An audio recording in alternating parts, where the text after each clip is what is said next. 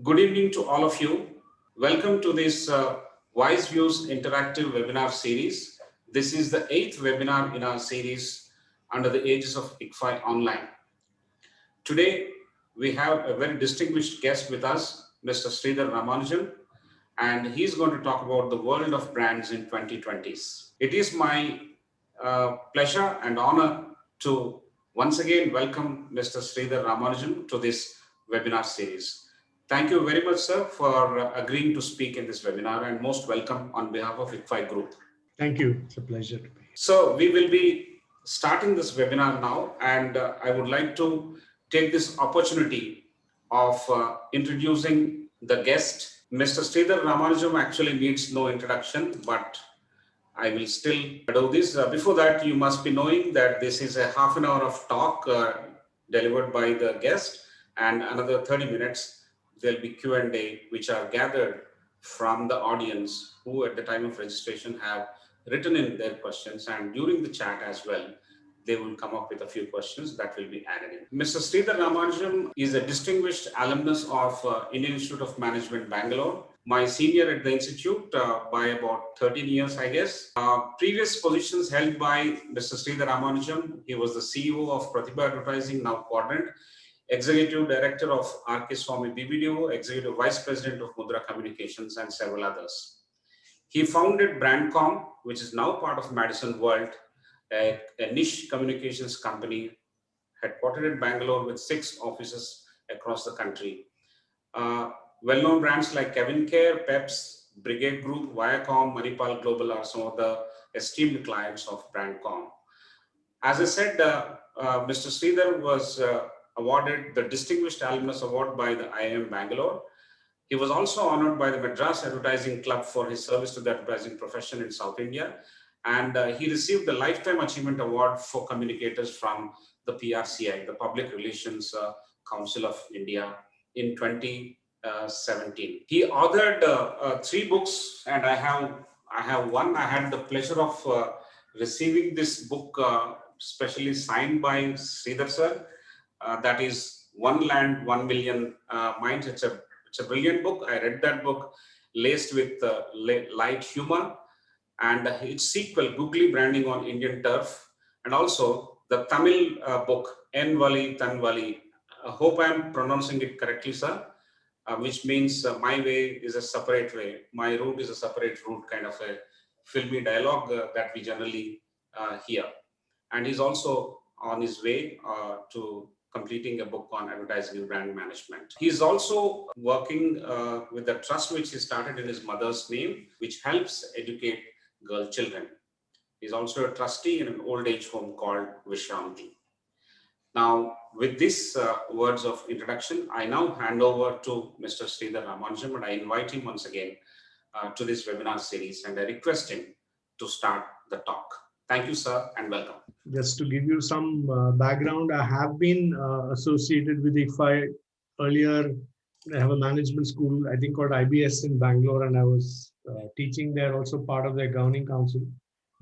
And Sudhakar spoke about the second book, Googly Branding on Indian Turf, that was actually published by IBS Publications. I used to teach at that time, and so they had actually brought out that book. So my association with the institute and the group has been for several years now.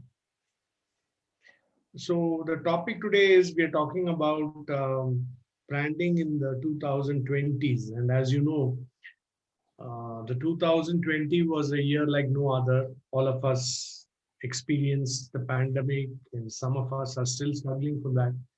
So I'm not going to talk too much about that because I think we are still coming to terms with that and offering strategic solutions to that. I'm going to talk about what I believe are some important learnings from a strategic point of view that we have learned from the brands in the past, which should work even in these times of pandemic. So as I spoke to you, I'm not going to talk about only what happened in the pandemic, but subsequently. Can we go forward? Yeah, so I got very good responses to this. Can you go to the next slide, please? And you can just keep transiting till you get the whole slide on. There are 5 or 6 points here. So if you look at a brand is your promise to the market, your point of differentiation, an expression of your value proposition, your perception in the minds of your customers,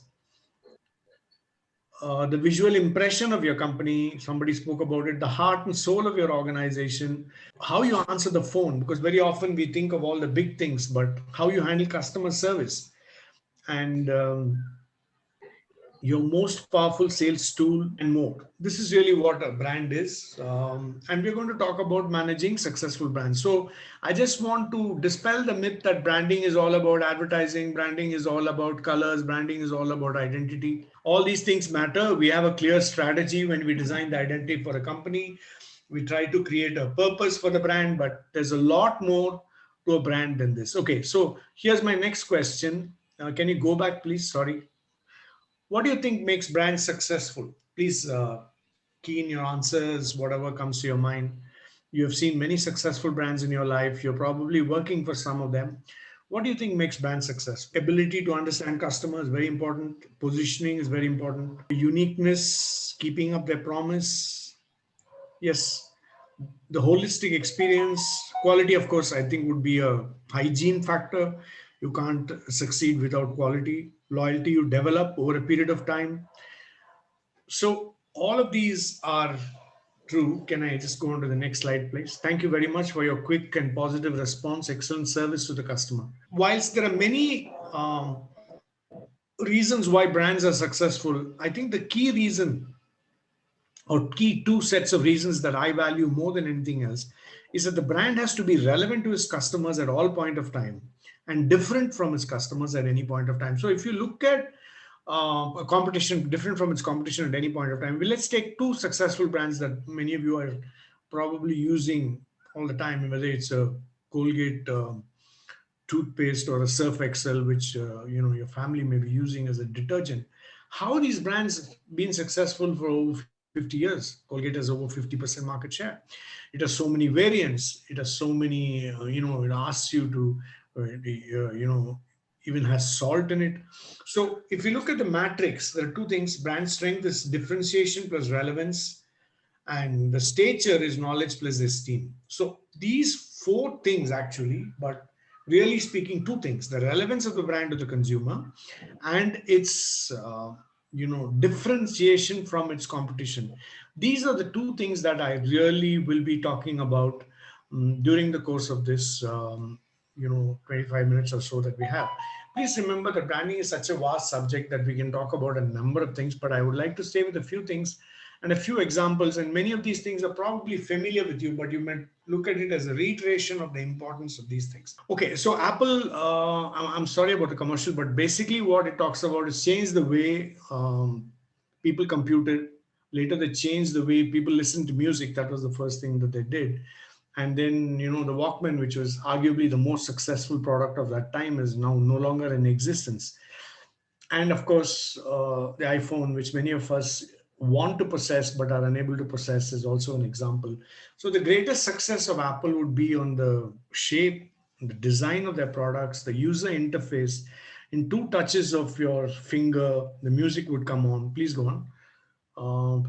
You could listen to, next slide, please, 1,000 songs in your pocket.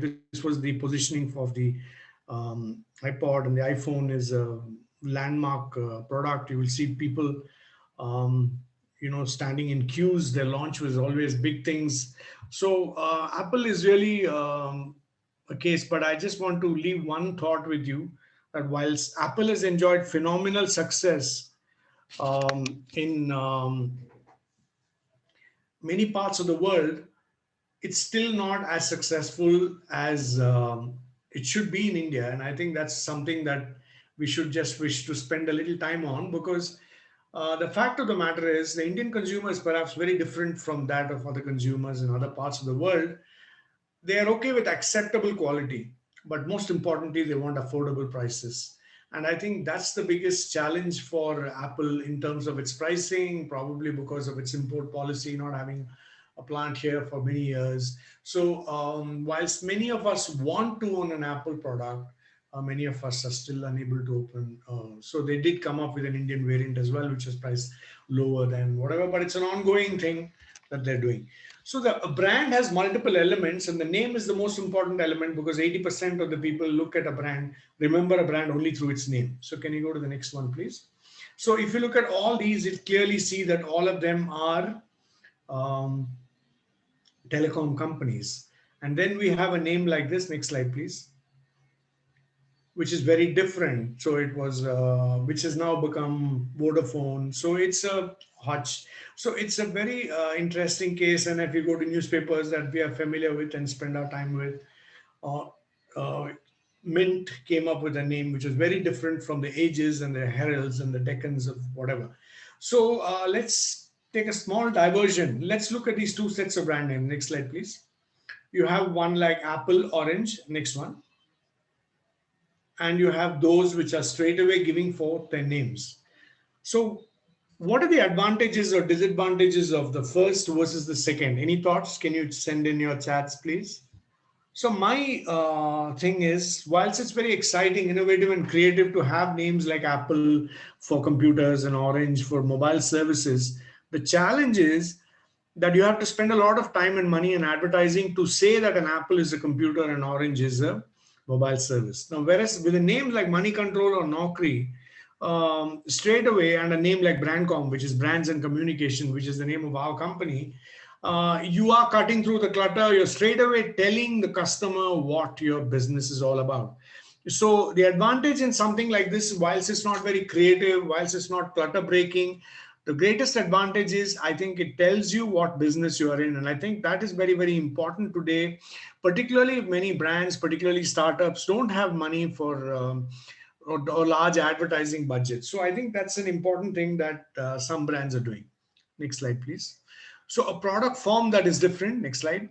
I shouldn't even be looking at chocolates at given my condition, but here's an interesting product. The shape of the product is distinctive. This trademark triangle is patented. No other chocolate manufacturer can have this. Next slide. So here, for example, is an interesting brand from the UK where orange flavored chocolate.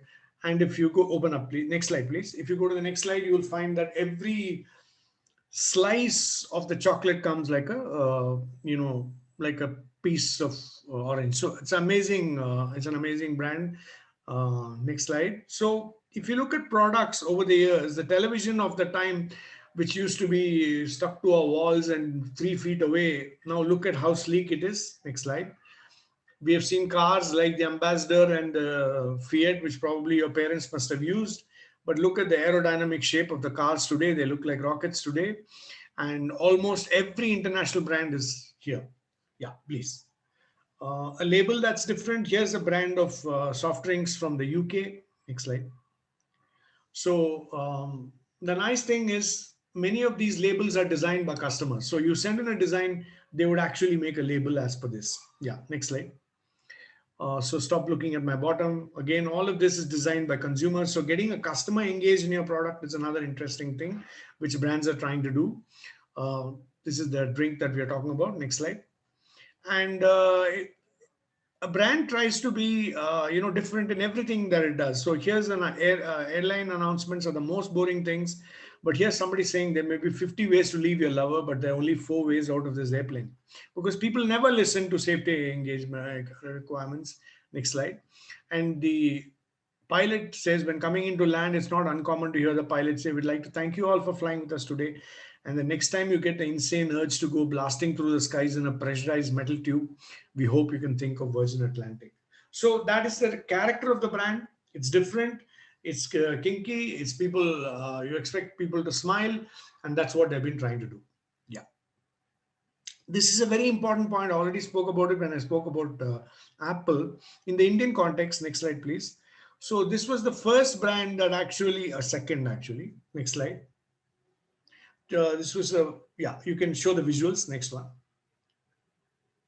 Yeah. So today, nearly 54%, I think our numbers may be wrong, of the shampoo market is sachet. Chic was the second brand. The first brand was a brand called Velvet, which was run by this company's owner's brother. and 50 paisa, because I was involved with the launch of the brand many years ago. Today it is 1 rupee 50 paisa. But this is a very important thing. If you read C.K. Prahalad, he wrote about the single serve revolution. And the risk for the consumer is very less, because even if she doesn't like the brand, all that she has lost is 150. So if you go to a small hotel, you go to places where you will find that the sachet and the biscuits come in 3 packs. Hair oil comes in a very very small.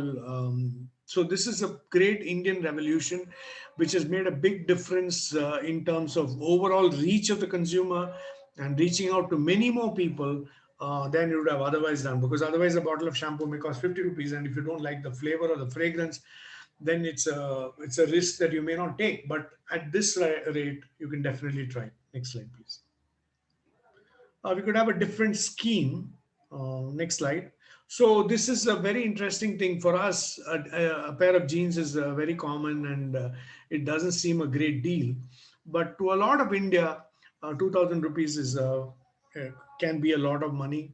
So here was a scheme by which Levi said, why should EMIs only be for cars and houses and refrigerators and television sets? Why don't we try them for jeans? It was a very successful scheme. Next slide, please. And I want to make one point which Gary Hamel, the guru, said. He says, if a company is interested in finding the future, most of what it needs to learn, it must learn outside its own industry. Sudhakar told me that many of you are working and you're probably experts in your product category. But the important point I want to leave behind with you is that you are probably knowing what your competitor is doing, and your competitor knows what you're doing. So you may not learn too much from your competitor. But if you look outside of your industry, you may learn a lot. So, for example, I always believe that a mobile phone company can learn a lot by looking at a mobile services company. How are they coming up with different schemes? How are they doing different things? So if you can look outside of your industry, the opportunity to learn what new things and see, is it possible for me to adapt that into my own business, is something that you need to keep constantly asking yourself. And you will probably learn and appreciate many many things which you might not have done if you looked only at your own industry. Yes, please. Can you have an event that is different? We did work for many years now. Let's try the volume on this, Sudhakar. Next one. We used to do a lot of work for the Future Group, and Mr. Biani was an outstanding businessman, probably ahead of his time, and you should read his books. He was a great, had a great pulse for the Indian consumer, and he did this, had this thing of tremendous pricing and everything. But what he said was August 15th and January 26th were the only days the markets was closed. He said, why should, when customers are sitting at home, why should we not let them shop? And so he came up with this tremendous idea of Sabse Sasta Din, which everybody followed. The We did this thing of Sabse Sasta Din, where we said, let's use January 26th and August 15th as days when people can shop. Many people would shop only on that day, because it's for us who live in the cities, maybe 4 to 5 times a week also you may shop. And today with online shopping, it's changed the entire gamut of things. But they would actually wait for this day, come from to markets like Bombay and Delhi and shop. So it was an amazing experience. But the same company did extremely badly over a period of time, and he had the conviction to say that we made a lot of mistakes. We expanded far more than we should have. We leveraged our company more than we should. So it was an amazing experience working with Mr. Biani, who I really believe is a visionary retail leader in this country. Yeah, next slide. Yeah, a logo is a very important part of the brand. Next slide. So the Nike swoosh, we don't even need to say that it's Nike because it's so well recognized. Next slide. The interesting story about this was Phil Knight, when he started Nike, didn't have a lot of money. So this was actually designed by a college student, and he paid her $35 for designing the logo. She had done it freelance as a student.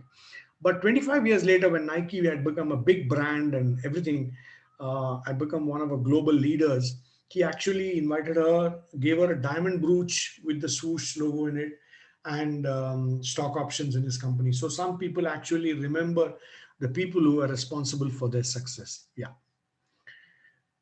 This is a company that we worked with. Yeah. The interesting thing about this logo was it's created by a spastic child. And Mindtree, the company which is now owned by L&T, had at that time its CSR was with spastic children. Next slide. So if you go to the software center, you'd find the walls plastered with signs by um, you know um, the of paintings by spastic children. So when you get a logo like this, which is actually designed by spastic child, it actually made it uh, to the front page of the Economic Times, if I'm not mistaken, at the time. Whereas if you work a logo with the greatest designer in the world, it'll just get you 3 inches. But something like this was an amazing, um, you know, ploy to get coverage for your company. Yeah. Later they changed it. Yeah. Can you go on, please? So packaging is a very important part of your brand. We'll quickly go through this. We'll talk about this. The interesting thing about this is it's children are the primary consumers, and they keep playing with things so that they end up using more ketchup. So it's paper made. You're all familiar with. Next slide, please. Doesn't matter. Next slide. And all of us are familiar with the old Horlicks bottle, which I grew up with as a kid. But it's changed so many dimensions today. It is a refill pack. Next slide, please. This is a very interesting brand where the shape of the bottle itself differentiates it from its competition. I think we may have a problem with the commercial as well. So, what we'll do, I'm sorry about the commercials. I will send you a separate loop of the commercials. Please, you can have a look at it. I'm sorry. So bottles and jams from the food cupboard, the Marmite jar stands out from them all. So again and again, let me go back to that point. I said, how can I differentiate from my competition? Yes, I'm making marmalade, but how does my bottle stand out from the others? So that point of differentiation is the shape of the bottle.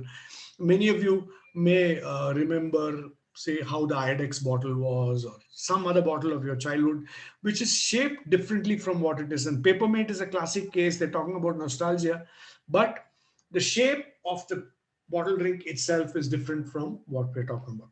Next slide, please. Evian is very expensive, but again, the shape. Go on, please. Yeah, these are some of the flavors and fragrances they have. And the old Coke bottle that we all grew up with, shape. Dove again tries to differentiate. And now, if you look at the bottles, they're really talking about a body type. And here's a brand of vodka. Yeah, sure. Please go on. Next one, please. And perfume has historically been shaped differently because uh, people are buying into the imagery of the product, and the shape of the bottle is one important piece of the imagery. Yeah. So here's a brand of chocolate, but it's done small. So they're able to have very, very funny, catchy slogans on the pack so that people remember it. So, Sudhaka, if we're running short of time, I can end with the closing comments. Do we have another 5-10 minutes? No, no, sir, please go ahead. Please go Okay, ahead. fine. Okay, go on. So brands, for example, where we're talking to children, go on, please. We have this Pringles has these packs, Tony the Tiger for Kellogg's, which is again a children's product. All of us are familiar with the kernel, and this anybody who grew up in India is probably familiar with His Master's Voice, a brand that does not exist today, but very interesting logo of and visual and mnemonic of a dog listening to his master's voice. This is the old playing records that we all grew up with. Yeah, sure. Go on, please. So, smell, again, this is sort of understated. If you read Martin Lindstrom, he talks about how we have to appeal to the senses of the consumer. Next slide, please. So, this was a famous brand. I'm not even sure it existed. I started work for it. It's an Australian brand. So, when you go to any mall, you will find the smell of Australian, freshly baked Australian cookies accosting you. So, the whole idea was that, instantly recognize and if necessary, go and buy it. Go on, please. Here's another brand that we work with, Iris. And what they're trying to do is, since all showrooms look at the same, can you go to the next slide? you will find that they're trying to, one more slide, you will find that they're trying to create separate fragrances for brands. So Van Heusen might have a separate fragrance, Louis Philippe might have a separate fragrance, so that each showroom or a Taj hotel will have a separate fragrance, so that you are instantly recognized as you enter the lobby of the hotel. You know that you are in a particular property. That's the idea of differentiation that we are talking about. Yeah. Here, for example, Lush, you might see it in many malls in Hyderabad, where you can smell the soap even as you're walking in the corridor. Yeah. All of us are familiar with the Singapore Airlines lady. Next slide, please. So it's the uniform they wear. Now, Galaxy is trying to create experience centers so that you create a different experience. Sound, those of you who are familiar with bikes, Harley Davidson has a distinctive sound. And in India, we have a very successful brand called Enfield, which again has its own, distinctive sound. So you're trying to keep something that is yours so that the customer can relate to that. Yeah, I think you need to go down there a few slides. So let me just sum up what we've discussed. A brand is the total sensory experience a customer has with your company and its product or service. Your advertising could be different. This is for Airtel. Consumer insights are very important. We observe certain things about the consumer and use it in our product or in advertising. I'll talk a little about this if in the question answer session, should we have time. I will share the slides later. Yeah, please go on. Next one, please. A speed can be your difference. Here's a brand that says, I'll give you a loan in 3 minutes. So amazing. If they can do it, your strategy could be different. So I'm just going to spend the next couple of minutes on Infosys, a company that I admire. You just go through this whole slides, Sudhakar. First company that used PR to differentiate itself from its competitors. Everybody advertises, but Infosys, yeah, go on, please. Was a successful company initially. Other companies became successful. Then it started. It fired its, marketing director for sexual harassment, and then it talked about providing business solutions to a flattened world. When it talked about the world is flat, transforming clients' business using technology. So all this has happened through PR. So it's not as though they spent loads on advertising. It's the media was interested in it, and all the founders got well recognized in the media. The brand stories got featured nicely in media, and they talk about their expansion and their positioning. And yet, this is a very important point. I just like to leave this thought with you. Media likes to talk about companies that are in the news, and if they do something wrong, it creates a big problem. Next slide. So all of us are familiar with the differences that the chairman of the board had with the CEO. That was, unfortunately played out in the open, and that created a big problem for all the people. Sure. So when a brand is very, very high profile, it also runs the risk of being written about for the wrong reasons. So this is something that we have to be aware of as people in marketing and communications, that what is the right amount of visibility that you want for your brand, because sometimes too much can also be a challenge. So yet all these are manufacturers' point of view. What about the consumer? If you look at what the US customers are saying, they feel all banks are the same, all airlines are the same, all product purchases are the same. So how do you differentiate itself? So we have this thing of a difference between brand. Is there any difference between brand identity and image? Does anybody want to send me a chat on that? Okay, since we're running short of time, let me tell you, identity is what the company tries to create, and image is what the consumer takes it out. So sometimes there can be a difference between the two, and this can hurt the brand. So if you watch this movie, this is what the brand evokes. Yeah, next one, please. So if you watch this movie, BSNL, the brand, thought that this was the identity that they had. Whereas when you ask the consumer, saying they said connecting India, and the consumer, next slide please, showed this as the image of the brand, and they said they were disconnecting India. So there can be a big difference between the way you think your brand is and the way the consumer thinks your brand is. And this is really what brand management is about. We try to align the two so that the identity of the brand and the image of the brand are more or less in sync. So there are multiple touch points to a brand. A customer gets to see a brand from different perspectives. All of these have to stem from the brand message so that he gets an integrated message across everything. So everything you say, whether it's your advertising, whether it's your PR, whether it's your website, whether it's your sales call, everything has to say the same brand message. So let me come to the end of what I was trying to tell you. You can spend 150 million on advertising, but your name can still mean nothing to people. Your brand is created out of customer contact and the experience your customers have of you. This is the point which one of you, when describing the brand, spoke about customer experience. It's arguably the most important part of a brand, most difficult part to control, and that's really how customers are making their, images and perceptions about you. Yeah.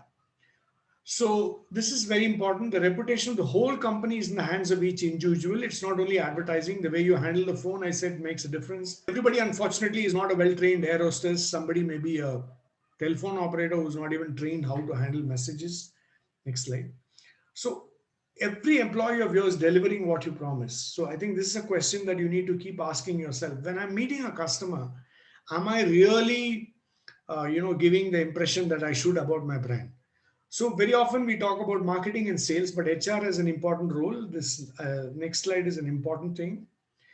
So in every company, there are four sets of people. One, there are champions who are storytellers. Please go back. There are agnostics who are interested but not committed. Then there are the cynics who are not involved with the brand at all. And finally are the saboteurs who are working actively against the brand idea. So if I am the CEO of the company, I'm looking for champions, promoting them, and I'm asking saboteurs to leave because these are the people who are hurting the company, who are telling people don't join the company. So it's very important that when we talk about branding, we must talk about the employer brand as well, because that's a very important constituent of the whole branding process. I'll talk about this later. Yeah, sure. Your employees are your brand. Managing brands is managed about everything that your company does. I'm reiterating what I said earlier, and let me end with this. Just 1 minute, please. That slide, if we can end with, which has the graph. So, the route to a great brand relationship is like a promise. Does it connect? If not, you keep looking. Let's assume you have an experience. Does it engage? Yes. Then you go on and build a brand relationship. So that's a brand marriage. So if you look at successful brands that you've worked with, you've dealt with, you probably have a marriage because you worked with them for 30 years, 40 years. You're still loyal to them. You don't feel like changing them, and that is because they're doing many things right. But it goes back to the two things that I said. They're relevant to you because you continue to patronize them, and second, they're different from their competition. So this is really what we had to say. I'll be happy to take any questions that you have. Thank you for your time. I'm sorry it was a bit rushed, and I'm really sorry about the advertising. But if you give me the assurance that you will not share it in public media, I can share the presentation. The problem with these sort of large audiences is that these presentations get shared indiscriminately. That is the only problem. Otherwise, I don't have an issue sharing my key slides and creative with you. Thank you very much. I'm sorry once again about the advertising. Please feel free to ask any questions. You can either raise your hand or chat or whatever is comfortable with you. Thank you very much, sir. That's a very interesting and large canvas that you have covered in the short span of time. Sure. That was available to all of us. I'll now quickly request my colleague, Professor R. Prasad, who is the moderator, to come in. A brief introduction of Professor R. Prasad is he's an alumnus of IIT Bombay and IIM Calcutta. 3 decades of experience. He is the architect of the online MBA program, and he works as a professor and mentor for the online MBA program as well. Welcome, Professor R. Prasad, and please take over. Good evening, sir, and good evening to the audience once again. Good evening. We have a large set of questions from about 250 odd participants. So what we have done is we have clustered it, and it looks like a full course in branding, but we are trying to keep the questions very focused so that we get a broad range of response. So what I'm going to do is to present the first cluster, and then between Professor Sudhakar and myself, we'll share the clusters so that the discussion becomes more engaging. The first cluster, sir, is about the meaning and value of brands. So it starts with the first question about where did this branding story originate? I mean, how did branding become so important? How did it evolve? See, branding actually is a very old concept, though we didn't call it branding. If you have seen Wild West movies, cattle were moving from one place to the other, and then they said, let's brand the cattle as to which ranch it belonged to. The church was one of the oldest, branders. The cross is an instantly recognizable symbol. And in India also, you look at temples, they have a particular style. Even if the architecture is different, the coloring of the white and the red on the walls of the temple to Shaivite temples have different signages to Vaishnavite temples. So I think it's something that we all knew in terms of differentiation. Businesses started using it in a big way in the UK. For example, the sort of valuation of brands started to come in because companies were losing money, but the brands were very valuable. Then suddenly they said, oh, let's start looking at this because we can show our balance sheets in a better light if we show the value of the brands that we are handling. So I think it's been in existence now. And now I think it's come to a different level, particularly with startups. You will see many of the startups keep changing their identity very often. In fact, one of the questions that I saw on the chat was on that. So I think the last, I think companies like P&G and Hindustan Unilever have realized the value of branding for years, and many Indian companies have followed suit. So I think it's now a well-established discipline. Thank you, sir. This, the insight about how religious institutions have fostered brands at its origins and how it's developed later. The next question is about the relevance and value of brands. Here, there are two types of perspectives in the questions that we get. First is, how is branding important, effective, critical for new products or for a growth of an organization?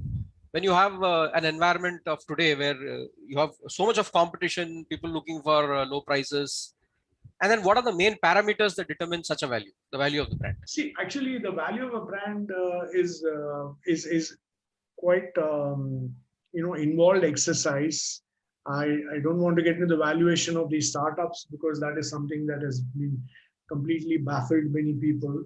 But if you look at a company like Hindustan Lever, the value of the company, to my mind, is the fact that it has so many successful brands like Liril, like Vim, like Clinique, and all the other brands that you know. So I think if you go to a site called interbrand.com, that's the largest valuation company in the world.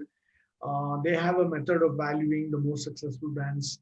So one of the few things that you will see over the last few years is the emergence of technology companies as the most valuable brands, and many of the top brands that were there earlier, like Marlboro, are no longer in the top 10. So it is a shifting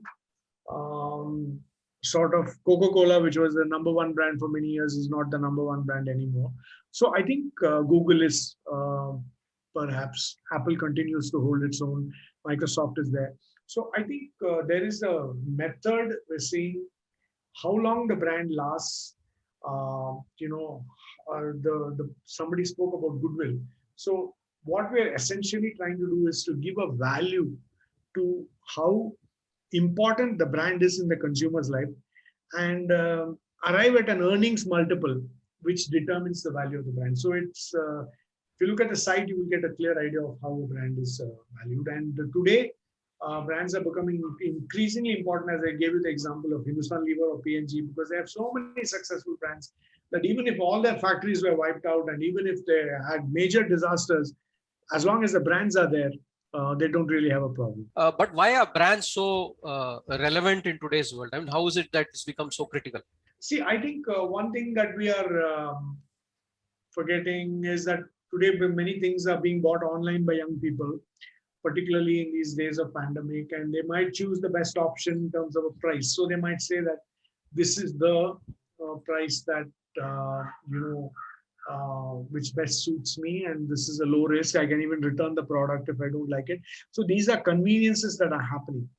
But there is a value in building a brand over a period of time. If I'm thirsty, I need to have a Coke. If I need a phone, I need an Apple. So I need an iPhone. If I need anything, I will go to Google. So there are many things that are built over a period of time which gives enormous value to the companies that have created them. And that is because they are forming an integral and indispensable part of the consumer's life.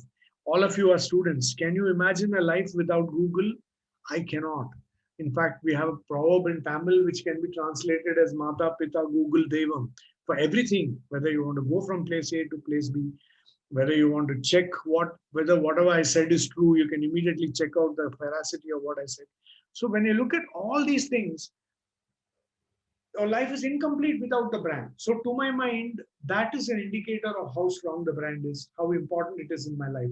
And I think whilst there may be deals and whilst there may be reasons why people may buy cheaper brands, I really think over a period of time, it is the importance, the customer experience, and all these other things that make people talk about brands. Apple, for example, there are so many people who are so evangelical about the brand. They keep writing about Apple and their experiences online. They don't have to. Nobody's paying them for it.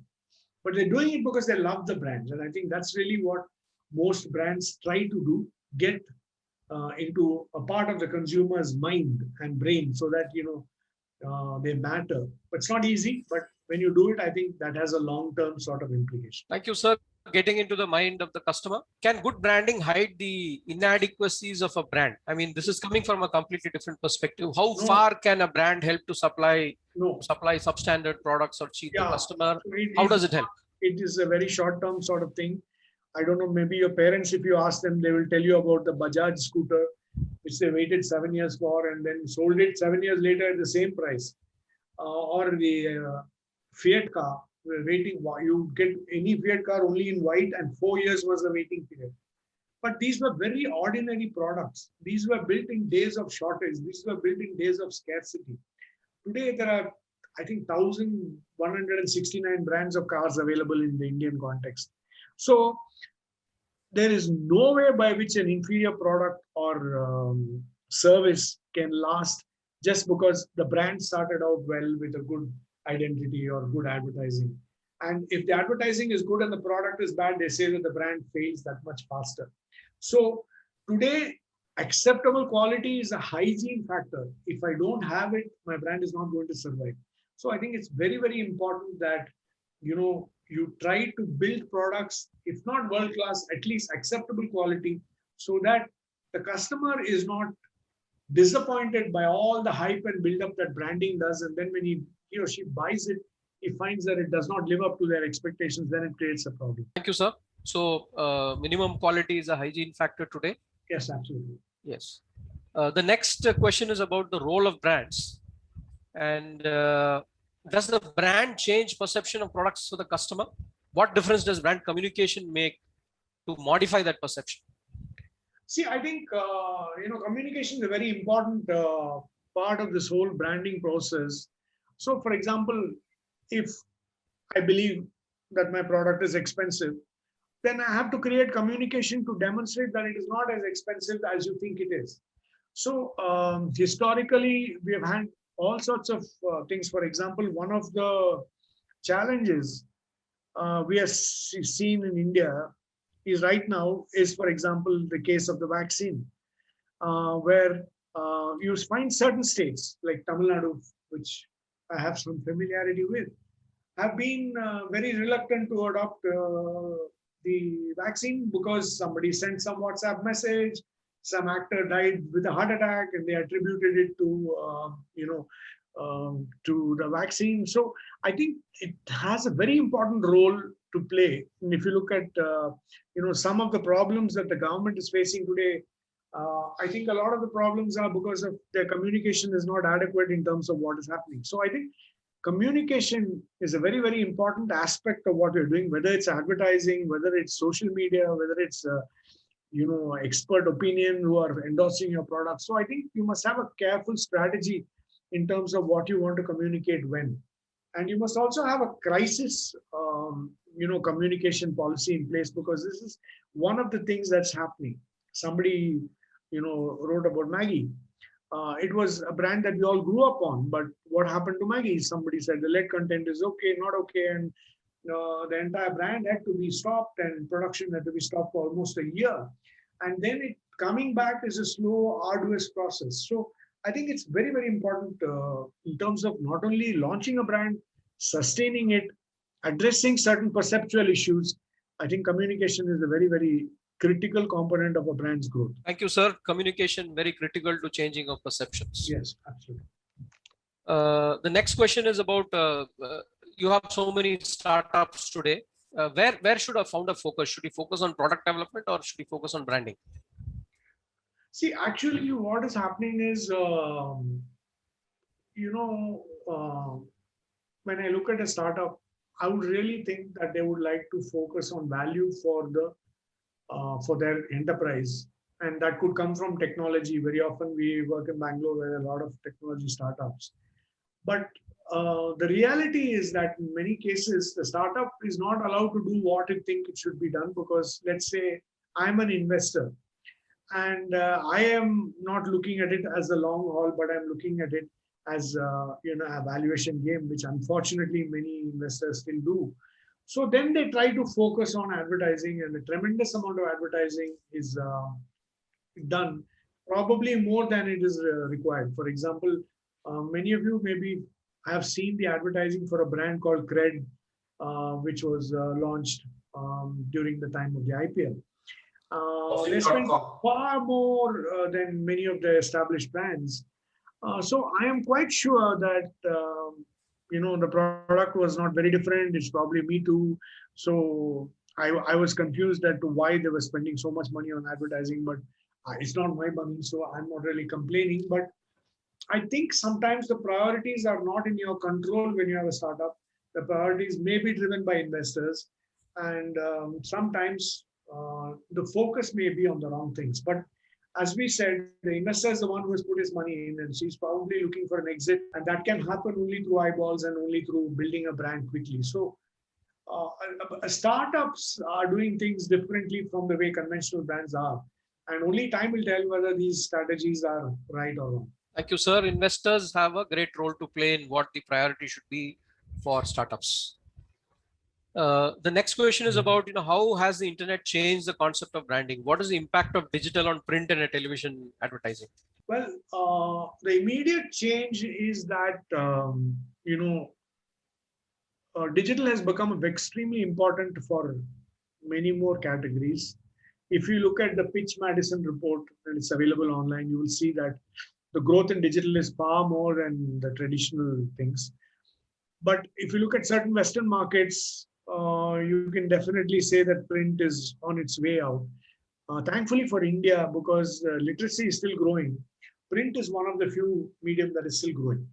So if you look at a large brand in India, and again, I'll give you the example of Surf Excel or Colgate, however important digital is, there is never going to be a scenario where you're going to not have mass media advertising on television. So in India, at least, we see the coexistence of print and television and digital, with increasing importance of digital for many categories, and many categories which could not advertise earlier because of the high costs of television are now coming to digital. So I see digital as a very, very important medium, and every young person should be familiar with the medium.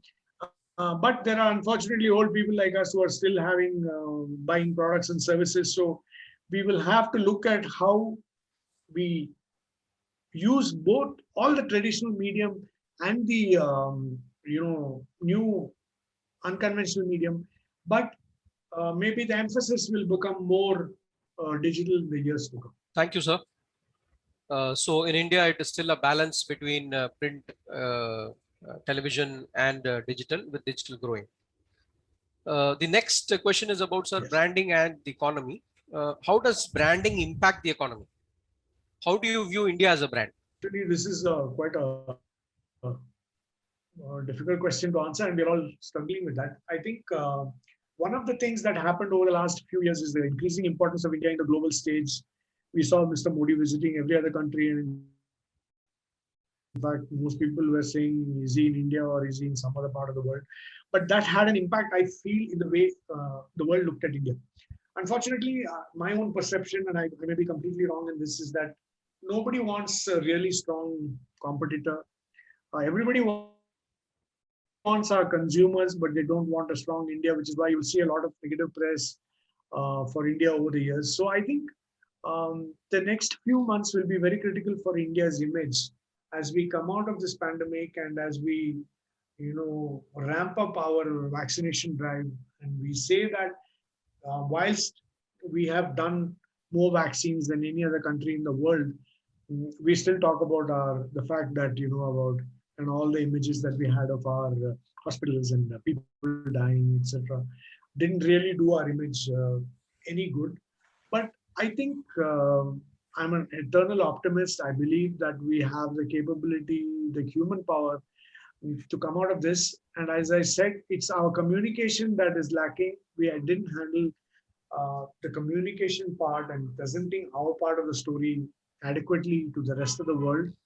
And hopefully that can be addressed. But again, as I said, you cannot, a brand is cannot be portrayed as something it is not. So it has to be anchored on strong performance. It has to be anchored on, like, for example, if the world is viewing us on ease of doing business, that ease of doing business has to improve dramatically. Otherwise, I can only talk about it and I will say so many people are coming into the country. But deep down, people will say that, yeah, but this happened to Vodafone and this happened there. So I think the brand, as I said, is everything that you do. It's not only your your communication or your depiction to the rest of the world. So I think whilst we can pat ourselves on the back saying that we are much better than we were 10 years ago or 50 years ago, I still think we have miles to go before we sleep. But I'm very confident that we will, be a much, our image will be much better in the next few years than it is presently. Thank you, sir. Challenging terrain as far as India goes. The last question in the section on the economy is what are the issues involved when you want to take a brand global? Brand global, is it? Yes. Globalization of. I mean, are you saying how? Yeah, you want to take it to different countries. I think yeah. So I think the biggest disadvantage which India has in making its brands global is that if you look at all the successful global brands, whether it's a Nike or whether it's a Colgate or whether it's any one of these brands, they have one strong big market. Like a US market will be several times our size. So with I have a strong market presence in the US, then I can easily expand to Europe. Nike, for example, failed in the US, in the UK, in Europe. But I can take that risk because I'm so strong in the US that I can sustain this. The problem is the Indian market is not so big globally for me to think of expansion. There have been brands like Tanishq, which tried to go global and didn't really succeed. I think our greatest success could be in the business to business area where we have software and technology companies who are trying to do well. So I think we had a good chance in Jet Airways, but they also messed up. So I think an Indian brand doing globally is still a challenge on two counts. One is the size of our market. Second is the cost of advertising in these markets is so high that brands tend to be very cautious about these sort of ventures because they still have investors and shareholders to talk to. So I think we might see in the area of customer service, because that's really an area that India is a service economy, and we have strengthened people. We have an attitude towards service. So I think probably a service brand that we have can make a global impact. But in the product area, I feel that the time is not yet. Thank you, sir. An area which has to be treated with caution. So we come to the end of this section. I hand over the platform to Professor Sudhakar for taking on the next set of questions. Thank you very much, sir. I'd like to focus now on naming and choosing. Is there any science in selecting a brand name? When you choose the brand name, what is involved in this? And how do we analyze the credibility of a tagline and branding activities in relation to its organization and their portfolio? And also, how do we choose brand ambassadors? I'm bundling everything together. Yeah, sure. So the brand name, earlier there used to be very clear guidelines saying 2 syllables, 3 syllables. How does it sound?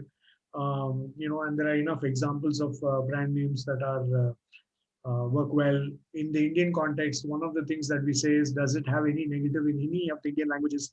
These are things that we normally look at. But today, for example, we have startups and they have, different principles of branding because they have worked. But to my mind, a brand name should sound well also, because people also get to hear and pronounce the name. So I think that's an important thing which is often not recognized. And the second, in the Indian context, that it should not have any negative impact is something that we should keep in mind.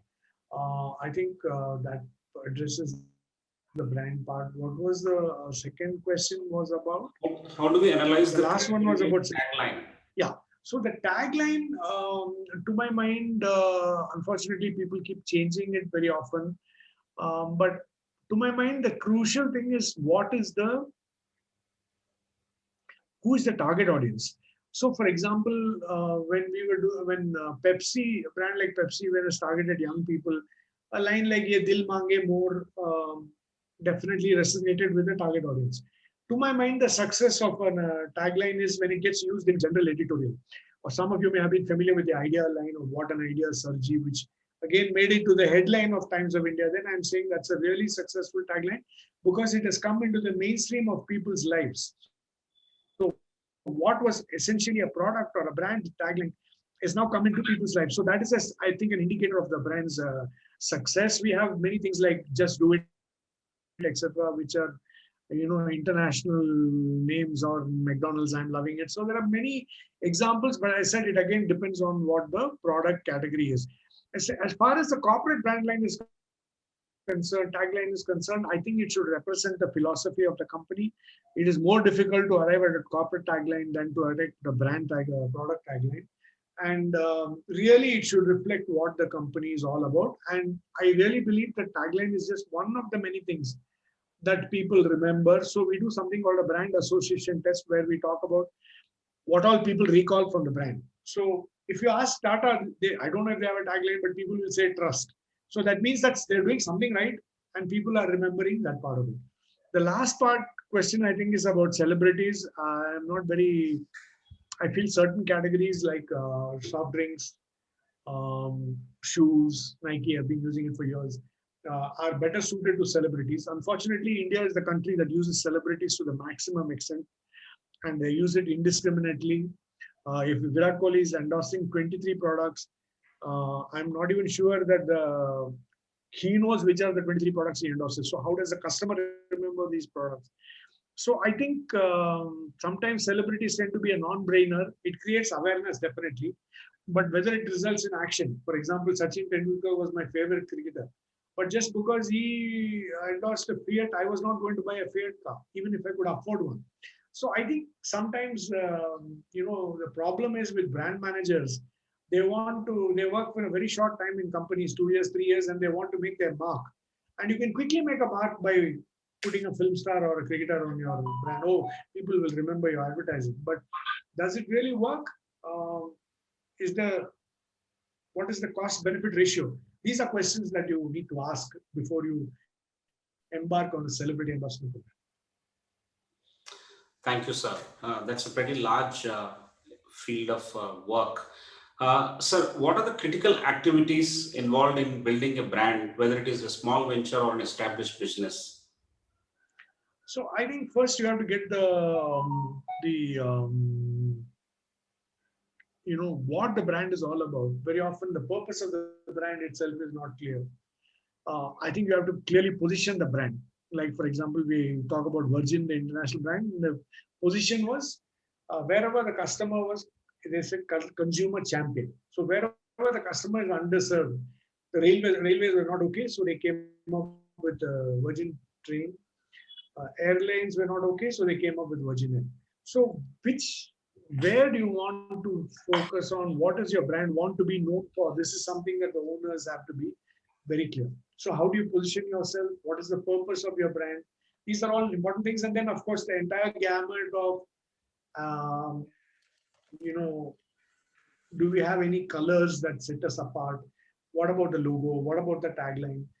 So all these things, the uniform, if we are customer facing, and more importantly, when I worked with a company like Infosys, that everybody in the company would talk the same language. So what the company's position was, everybody knew. So communication within the company, unfortunately, doesn't get the sort of attention and interest it needs. So internal communication about what your brand stands for is also very important. So I think there are a number of things that you have to do. It's not only brand is. So I think I always say branding is a process, not an event. So I have to keep doing things and not sit back on what I have done. I got a great identity. So what? It means nothing. So I think it's really the key thing is to have a strategy and long-term execution, because it's not something that's going to happen overnight. It's not a milestone that you reach. It's a constant process of improvement, evaluation, and relooking at what we have. Great, sir. Branding is a process and not just an event. How do we build a subscription-based growth brand like Amazon Prime? I think, they've done a few things. They're linked with Vodafone, they're linked with the other service providers, etc. But really, it's going to be a function of what your program is. So, for example, if there is some new family man which is coming on and I want to watch you. So I think really this king is something that we all heard about, and that is perhaps more true of this medium than anything else. Why would you watch a particular channel? Why would you watch a particular program? I would want to do it for a particular reason. So I think, again, it goes back to what the brand is all about. It's not only the branding, but the reason why I want to engage with it. So I think content in the case, why am I going to continue my subscription? So I think which are happening with young people, which they're capitalizing on. Like my children subscribe to any television channel. So all they're seeing is through OTT. So obviously, the changing preferences, whereas in my house, we have everything because we are, slaves of the past as well as looking forward to the future. So I think it's very important to understand what customer perceptions are, what they're looking for, and whether what you're offering is important. And word of mouth becomes very, very critical, because I have a lot of friends, many of whom are retired, and every morning there is something saying, have you watched this on Amazon Prime? Have you watched this on, Netflix? So they're constantly looking for endorsements, user interface, and user recommendations become very important. So I think I go back to that original point that content is very important. Great, sir. Thank you. Most brand management concepts are Western. Do we need an Indian way of building brands? Most certainly, I agree with you. I was talking about this, Mr. Biani, because he was a real. Sudhakar, I'm going to wind up in 5 minutes. I have something, if you don't mind. Yes, sir. Yes. So Mr. Biani looked at the Indian consumer very differently from the rest of the world. And I will tell you the story of Tanishq, the real life story of Tanishq. So many of you are familiar with this concept of core competence and stick to your knitting. That means if you're familiar with something, stay with that. So Titan was a watch manufacturing company. And why would they go to jewelry manufacturing? But Xerxes Desai, unfortunately, he's no more. He was a visionary. And he said many of these Western theories are done in stagnant economies. They're done in places where, they're looking for new ways of growth. So they will constantly say, let's stick to our knitting, let us do this. But India is a growing economy. So there's a great opportunity in jewelry. People are buying jewelry for everything, for whether you die, whether you're born, whether you're wedding, whether you're engagement. So let's get into that market and make international class jewelry. And today Tanishq is the largest brand of Titan. So I think it's very important to know what these theories are, but also know that they may have limited relevance in our context. Right, sir. I'll cut down a few questions and I'll ask one question from my side before handing over to Mr. Prasad. Yeah, sure. Is brand loyalty a difficult task in the current COVID scenario and for Gen Z especially? How do service brands such as in hospitality sector survive in pandemic situation? Post-COVID scenario, what kind of brands do you think will emerge from India? See, I think, I'm not able to, I don't have any data about what is happening. So I think the brands with staying power will see through this. And the brands that are going to really struggle are perhaps MSME and smaller brands, etc. So I think what has happened is, if you look at even small brands, it could be a small restaurant near your house, they or a small outlet. Now today in Bangalore, shops are open between 6 and 10 only. But if you call that guy at 6:30 in the morning, by 7:30 he's able to deliver. I don't know, he's ramped up something, he's done something. Similarly, I think brands like Zomato, Swiggy, Dunzo have all capitalized on this. So it is I think most important is going to be how quickly I'm going to adapt to the changing scenario, and how am I going to stand out from this? Because again and again it'll go back to some things that I do which make people remember that this person is there to stay. For example, I may give a portion of my earnings to some charity because there is a migrant labor. There are so many issues. So I think we have to apply our mind to say, how can I be different? How can I be empathetic to the customer because he's got many problems today, unlike before? And how do I yet keep my own, brand focus? So, for example, to my mind, I'm talking about my company and many companies which are in my space. I think our greatest challenge is to keep our people. That when things are very bad, it's the first thing we'll say is, why don't I get rid of my people? So I think if we are able to somehow say that certain values and principles are more important to me than the short term, and I'm able to survive, because otherwise, whilst it's easy for me to say because I'm part of a large group and we are okay, we are able to manage, and we were not as badly hit as some others, but somebody may be badly hit. Then where does he go? So I think we have to look at this whole thing from a humane perspective and arrive at a strategy which is really customized for us. There is no general strategy, but I think whatever we are doing, we have to do it with empathy. We have to look at our employees first. Earlier, we always used to say customer first, customer first. But I think today, more than ever, I feel it should be employee first, and then only everything else. Great, sir. It all boils down to empathy being practiced by organizations. Yes. I'll hand it over to Professor Prasad for one question, and then we can wrap it up after that. Professor Prasad. There are many questions, but I'll take the most important one for this audience. And this is, there are students as well as working executives. How do you build a brand for yourself if you are a student who's going to get a job, or if you're an employee working elsewhere? So I think I have a separate session on personal branding, which we can do at some other time. But let me quickly tell you what it is. I would like you to, as we said, make a personal branding statement for yourself. I'll just give you my example. It may sound a bit loud, but I don't have any other example. So, which you can relate to. But I'll give you another example as well. So it started out with, I said, if people have to discuss branding in this country, they have to discuss me. Now, that's a very lofty statement I made for myself. Now, what does that mean in terms of action?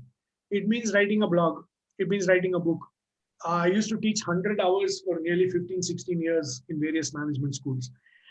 Any journalist wants to, they may not even know the subject, but before they wanted to write that article, they would call me.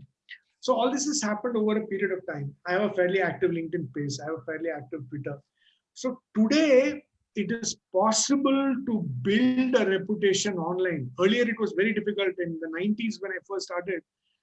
To get an article in brand equity would take so much time, and then you will have to mail it to all the people because people would not read the paper. So today, thanks to online and having a smart strategy in place. So starting point is, what do you want to be known for?